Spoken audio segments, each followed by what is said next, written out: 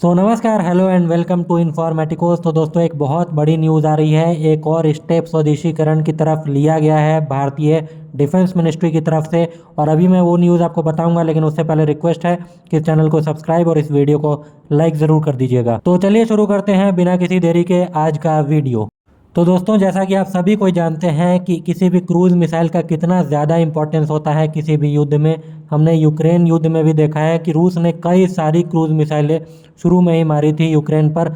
इसके बाद 2003 वाले इराक वार में भी अमेरिका ने लगभग 800 से 900 क्रूज़ मिसाइलें इराक पर चलाई थी, जिससे जो इराक की युद्ध लड़ने की क्षमता थी वो ज़बरदस्त तरीके से प्रभावित हो गई थी। और इन मिसाइलों के अटैक के बाद जाकर के फाइटर जेट अपीयर हुए थे इस युद्ध में।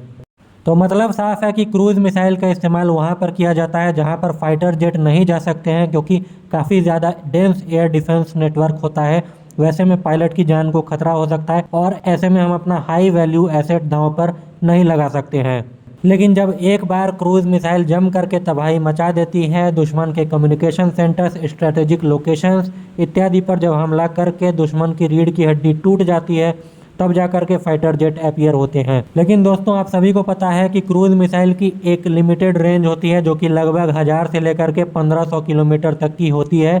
अलग अलग देशों ने अलग अलग रेंज की मिसाइलें तैयार कर रखी हैं। लेकिन आप ज़रा सा सोचिए कि क्या हो अगर कि इस तरह की मिसाइलों को फाइटर जेट पर माउंट कर दिया जाए। तो ऐसे में होगा यही कि इस मिसाइल की जो रेंज है उसमें प्लस फाइटर जेट की जो रेंज है वो ऐड हो जाएगी और ये मिसाइलें और ज़्यादा दूर तक हिट करने में सक्षम हो जाएंगी। तो दोस्तों, आप लोगों को आश्चर्य होगा कि भारतीय वायुसेना के पास 2021 तक कोई भी एयर लॉन्च्ड क्रूज मिसाइल नहीं थी।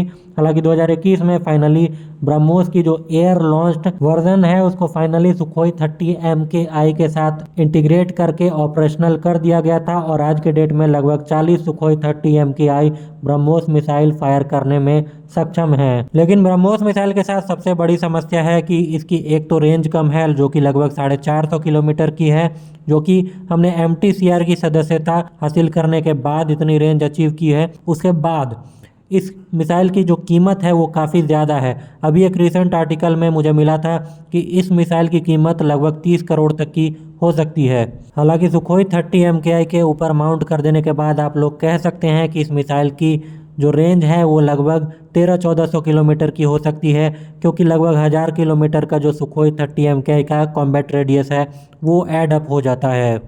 तो अल्टीमेटली भारतीय वायुसेना को आवश्यकता थी किसी सस्ते लेकिन इफेक्टिव अल्टरनेट की, और वो आया है long range land attack cruise missile के रूप में। तो न्यूज़ ये आई है दोस्तों कि भारतीय रक्षा मंत्रालय ने long range land attack cruise missile के डेवलपमेंट को लेकर के मंजूरी दे दी है। अब ये जो मिसाइल होगी ये पॉसिबली ब्रह्मोस से हल्की होगी, यानी कि एक से ज़्यादा संख्या में वहीं सुखोई 30 MKI कई सारी मिसाइलों को कैरी कर पाएगा। और अगर मेरी मानिए तो इस मिसाइल को तेजस मार्क 1A और आने वाले तेजस मार्क 2 में भी लगाया जाएगा। और अगर हम लोग लकी या अनलकी रहे, फॉर्चुनेटली या अनफॉर्चुनेटली, अगला जो बालाकोट स्ट्राइक होगा अपने स्वदेशी तेजस से इसी मिसाइल के थ्रू देखेंगे। इस मिसाइल के इंटीग्रेट होने के बाद जो चीन के पास S-400 सिस्टम्स है उससे हमें डरने की आवश्यकता खत्म हो जाएगी, क्योंकि हम उनकी रेंज से बाहर रहकर ही पूरे के पूरे चीन में बड़े पैमाने पर एयर स्ट्राइक्स कर सकेंगे। लेकिन वहीं जो क्लोज एयर सपोर्ट टाइप के ऑपरेशंस होंगे वहां पर हमारे फाइटर जेट ज़मीन से चिपकते हुए उड़ते रहेंगे, जिससे कि S-400 से बचे रहेंगे। तो आपको ये भी बता दूं कि ये जो मिसाइल बनाई जाएगी इसको ITCM या जो निर्भय मिसाइल है उसी के फॉर्मेट पर बनाई जाएगी। लेकिन आप ये कहेंगे कि ITCM या निर्भय मिसाइल अभी तक 100% सक्सेसफुल नहीं हो सकी है, तो बिल्कुल आपका कहना सच है। लेकिन जब भी कोई टेस्ट होता है तो सारे के सारे कंपोनेंट फेल नहीं होते हैं, किसी एक खास कंपोनेंट के फेलियर के कारण पूरा का पूरा टेस्ट फेल नहीं होता है। ऑल्दो ऐसा ये दिखता है अपेरेंटली है कि ये टेस्ट फेल हुआ है, लेकिन जो टेक्नोलॉजी का बेस चाहिए वो ऑलरेडी अवेलेबल है। और जो एयर लॉन्च्ड क्रूज मिसाइल होती है उसमें कंपोनेंट थोड़े कम ही लगेंगे, क्योंकि इन मिसाइलों में बूस्टर का इस्तेमाल नहीं करना पड़ता है, क्योंकि इन्हें तो हवा से ही ड्रॉप किया जाता है।